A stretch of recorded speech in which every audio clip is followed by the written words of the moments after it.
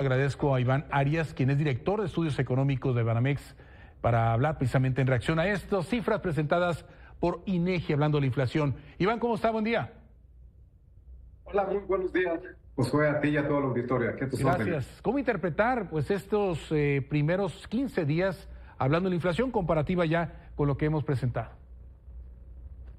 Yo diría que es un dato positivo en varios sentidos. Por un lado, el dato de hoy de 0.20% a tasa quincenal fue ligeramente mejor de lo que estimábamos los analistas. Nosotros estimamos 0.24, el promedio de analistas está en 0.28. Entonces, desde ahí es una sorpresa ligera pero positiva.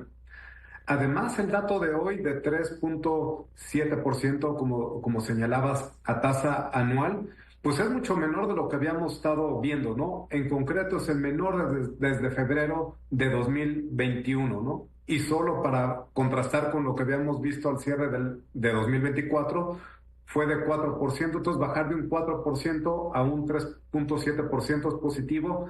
Además hay que agregar lo siguiente, Banxico quiere ver la tasa de inflación en 3.0%, pero la verdad es que el promedio de los últimos 20 años es bastante mayor que eso, es de 4.4%. Entonces estamos en un ambiente ya de inflación relativamente baja y la perspectiva es que se mantenga más o menos constante el resto del año. Se sabe, Iván, que eso es el reflejo multifactorial, pero más de decisiones internas de nuestro país. ¿Quiere decir que va por buen camino las decisiones en este primer año fiscal de la presidenta Claudia Sheinbaum? Bueno, yo diría que sobre todo refleja una conducción bastante responsable de la política monetaria de parte de Banxico. Había subido mucho la tasa de interés para tratar de anclar las expectativas, que todos consideremos que efectivamente hay un compromiso del Banco de México con disminuir la inflación. En ese sentido fue buena esa política tan restrictiva. Y por otro lado, pues también ha ido frenando un poco el consumo, un poco la inversión, estas tasas de interés tan elevadas, y eso se ha reflejado en un menor crecimiento económico que lo vimos el año pasado. En términos de el impacto que tiene la política fiscal, la política del Poder Ejecutivo, esa no es tan importante. Influye en términos, por ejemplo, de la definición de precios de la gasolina. Influye también en términos de cuánto gasta o deja de gastar en general. Para este año estimamos una caída del gasto público porque sí, ahí sí hay una preocupación del gobierno federal por el repunte de la deuda pública, y en ese sentido para este año sí apoyará un poco esta política fiscal de contracción del gasto a contener la inflación. Hablando a Vox Populi, a la gente que también de manera ciudadana toma decisiones con base a estos números o a la inflación, ¿qué es lo que debe saber o qué decisiones se pueden tomar hablando de finanzas caseras? Es decir, ¿se gasta menos, se invierte más? ¿Qué es lo que puede uno hacer?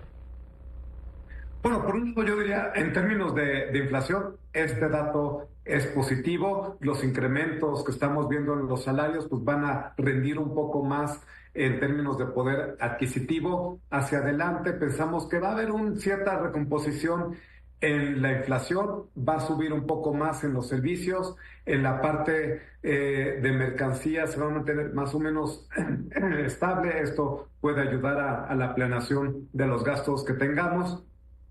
Se va a mantener más o menos estable la inflación. También en términos de planeación para nosotros puede ser positivo o relevante el saber, bueno, va a estar estable entre ahí, en 3.7, 3.8, 3.6 el resto del año. No esperamos que repunte de forma significativa. Y bueno, en cuanto a riesgos, pues sí hay factores que pueden llevar a un repunte de la inflación mayor que del que se esperaría, por ejemplo, por una depresión del tipo de cambio que podría haber si se aplican aranceles a México. Pero por otro lado, si vemos una desaceleración de la actividad económica, del empleo más fuerte de la que anticipamos, pues estas presiones para la inflación incluso seguirían disminuyendo y de forma más aguda a la que estamos previendo.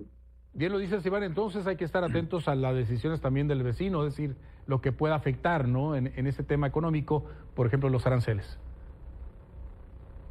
Efectivamente, yo diría que es el principal foco para las próximas semanas, qué decisiones pueda tomar Donald Trump. Hay riesgos de que pueda poner aranceles a México y entonces eso sería una noticia negativa, pero no descartamos escenarios positivos en términos económicos, al menos en los cuales pues, se vaya más a grabar, a poner aranceles a China que a nosotros, que voltee más hacia allá. Y eso podría incluso terminar siendo positivo en términos económicos. Claro, esto es aparte de los efectos negativos que en otros ámbitos podemos tener como país en términos sociales, por ejemplo, con esta política migratoria en particular tan agresiva, ¿no? Muy bien, Iván, pues estaremos atentos a estos temas, obviamente para que la gente pues sepamos qué es lo que nos afecta económicamente. Iván Arias, director de Estudios Económicos de Banamex, muchísimas gracias. No, muchísimas gracias a ti por esta oportunidad. Buena tarde a todos. Gracias, buen día.